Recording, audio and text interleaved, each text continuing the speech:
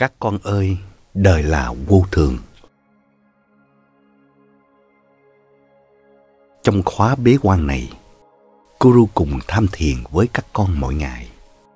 Hy vọng các con giữ thân khẩu ý của mình thanh tịnh để bước vào con đường thiền định tốt hơn. Các con ơi, Guru hiểu rất rõ cuộc đời làm tu sĩ của các con. Bởi vì ta là người đi trước, các con là người đi sau. Ta biết đường các con đang đi đầy khúc khổ trong gai, với bao nhiêu chặng cuồng phong bão tố. Nhưng đời là thế đó các con ơi. Ngày xưa ta cũng vậy, cũng là một tu sĩ trẻ ngao du khắp nơi, cũng đi trên con đường trong gai khúc khuỷu, với bao nhiêu chặng cuồng phong bão tố. Có đôi khi ta vấp ngã, nhưng ta luôn lấy sự vấp ngã đó làm bài học cho cuộc sống của mình.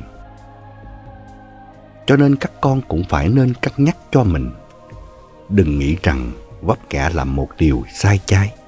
Phải nên nhớ, trong cuộc đời một con người, hy sinh phụng sự là một niềm phúc lạc, là một con đường tu hành cao thượng nhất. Từng lời thơ, lời kệ, Guru vẫn răn dạy, dẫn dắt các con, để trái tim các con lúc nào cũng hướng về Thượng Đế.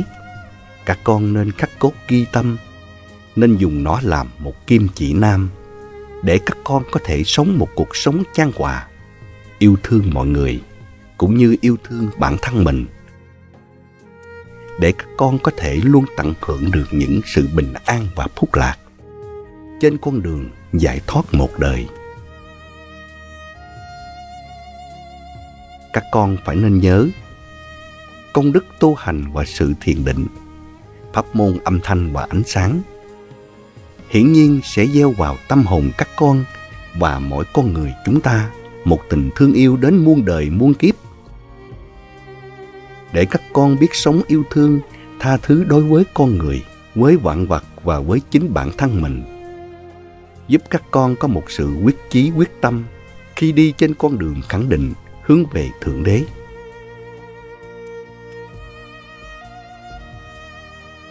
Chính vì thế, những vần thơ, vần kệ của Guru lúc nào cũng nhắc nhở, khuyên giải cho các con hiểu một cách sâu sắc về những điều khổ đau của muôn kiếp nhân sinh, để các con biết rằng mình phải nên sống tha thứ và thương yêu.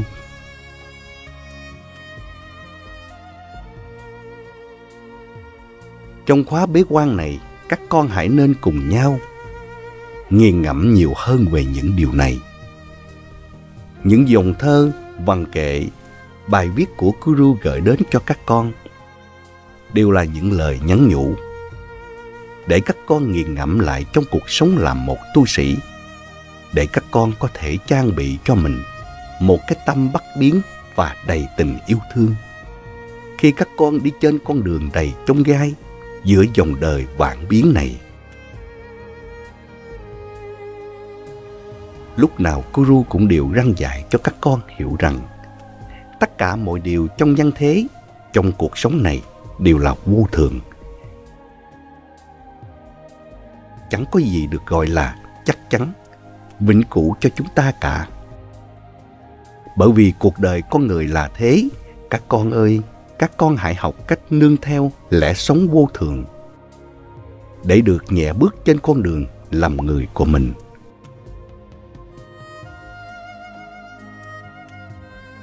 Giống như tất cả nhân sinh vẫn thường nương vào những lời nhắc nhở của các tôn giáo, của những bậc minh sư quá khứ, vân vân. Các con phải nên nhìn rõ cuộc đời này là vô thường, để mình luôn có sự bình tâm, tĩnh lặng trước bất kỳ những sự mất hay còn, vui hay buồn, thắng hay thua nào của nhân thế.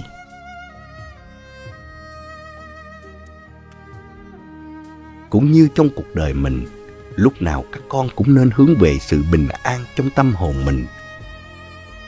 Khi các con đi trên con đường tu hành một đời giải thoát, con người nhân gian cứ quen trông mong vào những điều gì đó ở tương lai, mà không biết rằng dù họ được gì hay mất gì đi nữa, thì chớp mắt họ cũng phải rời xa cuộc sống này mà thôi.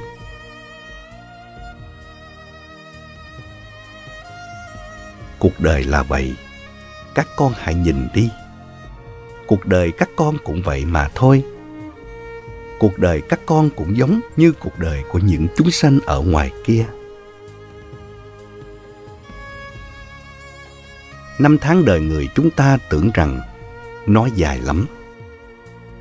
Nhưng nghĩ đi nghĩ lại, cuối cùng rồi cũng chỉ chớp mắt nó đã qua đi. Trên hành trình là một kiếp con người của chúng ta ở nhân gian, chúng ta được những gì và được bao lâu đây? Đôi khi các con suy ngẫm và thấy rằng có lúc chúng ta vui, thì cũng có khi chúng ta phải buồn với cuộc sống ấu trĩ của kiếp con người. Nhưng các con nên nhớ, cái gì đến rồi thì nó cũng sẽ phải ra đi mà thôi. Không có gì ở mãi với chúng ta đâu. Đây là những gì mà Guru vẫn thường nhắc nhở các con. Trong từng câu thơ, từng vần kệ của Guru gửi đến các con.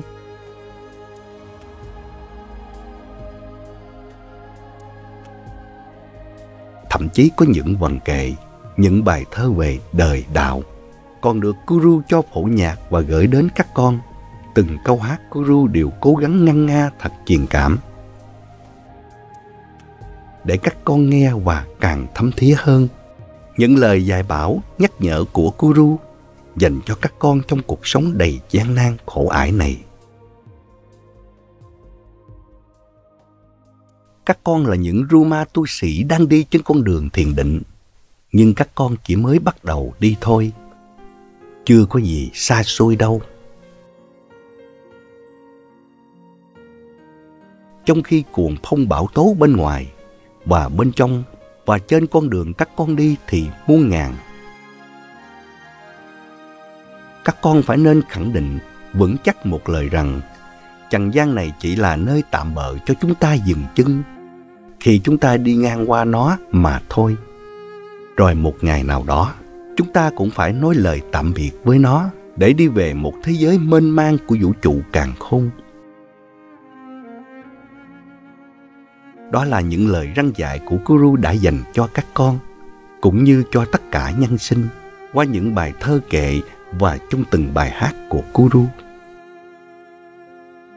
Về cái sống, cái chết, cái được, cái mất ở thế gian này, Guru lúc nào cũng nhắc nhở các con về cuộc đời làm một tu sĩ phải ra sao. Hy vọng các con thấm nhuần nó, để các con luôn vững bước trên con đường đầy khúc khuỷu chông gai. Để các con học được bài học làm người một cách thấm thía hơn. Trong nhiều bài thơ, bài kệ của Guru, chắc các con cũng thường bắt gặp câu: trong đêm khuya ta tịnh tọa, để lại lớp áo da người. Guru cứ nhắc đi nhắc lại với các con như vậy, bởi vì Guru biết các con chưa ý thức được rằng làm sao Guru có thể bỏ lớp áo da người của mình ở lại. Các con chưa ý thức được điều này bởi các con còn đang mê, còn đang nắm chặt cuộc sống làm người, còn chưa nhìn thấy bản lai diện mục chân chính của mình. Các con không nhận biết được con người thật bên trong các con, thì làm sao các con đi ra? Và khi đi ra rồi thì làm sao các con ý thức được rằng thân xác của mình vốn chỉ là một lớp áo của cõi vô thường. Chỉ khi nào các con đi ra khỏi lớp áo da người này, các con mới biết quý những ngày tháng của mình ở nhân gian. Các con mới biết rằng mình chỉ nên gieo những gì thiện lành trong cuộc sống mà thôi.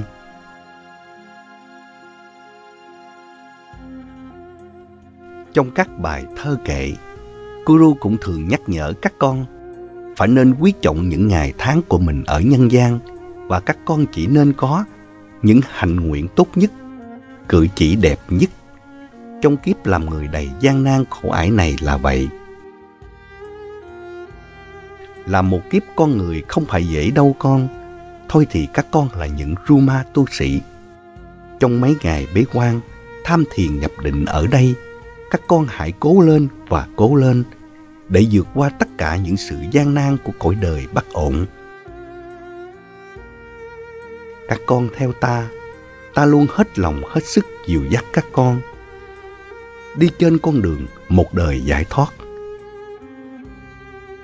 Pháp đã có, các con hãy gắng cố gắng để nhận thức được trí huệ thâm sâu bên trong mình, nhận thức được nguồn cội của linh hồn, của Phật tánh và phát huy lực lượng tâm linh bên trong các con. Ta biết từ Tết Nguyên Đán chạy dài đến Tết Nguyên Tiêu vừa rồi, tất cả các con ai ai cũng đều đã ròng rã, đã hết sức hết tâm cúng hiến và phụng sự. Các con đã vô cùng vất vả, Guru hiểu và xin tri ân công đức này của các con. Nhưng các con ơi, đời là vô thường, các con phải nên nhớ, đời không có gì đáng để chúng ta mong muốn hay gìn giữ, ngoài sự tu hành của mình đâu. Cho nên các con hãy gắng cố gắng gìn giữ sự tu hành, sự khẳng định và đức tin cao thượng với Thượng Đế bên trong các con. Đây là những gì Guru muốn nhắc nhở các con khi các con sống trong cõi đời tạm bợ này. Đời người giống như một chuỗi hạt, con người chúng ta cứ lằn tới lằn lui, cứ xoay vòng mãi có bao nhiêu đó hay sao? Các con là những người đang đi trên con đường xuất gia. Làm một Ruma tu sĩ, chắc các con cũng đã thấu hiểu và ngộ ra được một chân lý thượng thừa rằng chúng ta phải giải thoát, phải bước ra khỏi vòng chuỗi luân hồi, bước ra khỏi những mộng ảo mù sa, khổ đau của kiếp làm người này, bởi vì nó có gì tồn tại bền lâu cho chúng ta đâu. Phải nên nhớ, thoát ra khỏi nó đi, để các con được tận hưởng tất cả những sự mầu nhiệm và thiêng liêng của càn khôn vũ trụ. Các con hãy ngồi xuống tham thiền nhập định, hãy đi sâu vào bên trong mình, chuyên tâm lắng nghe từng tiếng than thở của những hạt bụi vô thường ở cõi đời. Nó đang chạm nhẹ vào trong cơ thể của các con trên những nẻo đường nhân gian lao sao khổ ải. Nó đang dạt vào trong cõi thiền định của chúng ta đó. Các con ơi, hãy hướng vào bên trong và vươn lên trong cuộc sống đầy khắc nghiệt của kiếp con người. Ta biết trong cuộc sống làm người, đôi khi các con cũng phải cố trấn tĩnh mình để bước từng bước một trên con đường đời gập ghềnh chông chênh. Ta cũng biết các con đôi khi dở khóc dở cười giữa thế giới làm người khổ ải. Guru hiểu rõ và thấu ngộ cho các con. Nhưng các con nên nhớ, lúc nào các con cũng luôn được bảo bọc bởi lực lượng yêu thương của Guru, của càn khôn vũ trụ và của lực lượng khẳng định mà các con đã tạo cho mình. Từ bao đời, các con là những đứa trẻ khôn ngoan có trí huệ, nhưng bị sinh ra trong một thời không được may mắn, không có minh sư. Những khổ ải mà các con đã trải qua có lẽ vẫn còn in trong ký ức của các con cho đến bây giờ. Thôi thì các con đừng để tâm mình sống trong bồi hồi, mơ mộng về những gì đã qua. Còn bằng không, các con sẽ tự để mình chìm trong khổ mãi. Các con phải nên nhớ, đừng bao giờ để mình như vậy.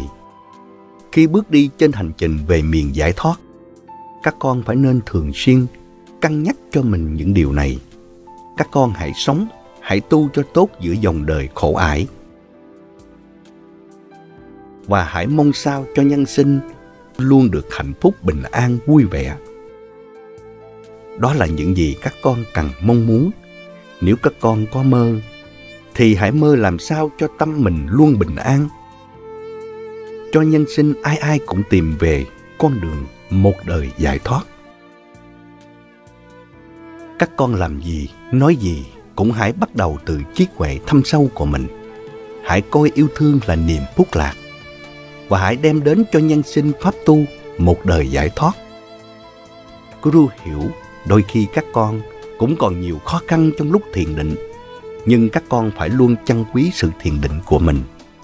trân quý những gì các con đang có để làm nên những lời răn mà Thượng Đế đã ban đến cho nhân sinh. Thôi thì đây là đôi điều Guru muốn nhắn gửi đến các con trong khóa bế quan của Ruma tu sĩ. Chúc các con luôn an lạc, tinh tấn và thăng hoa trên con đường thiền định, một đời giải thoát của mình.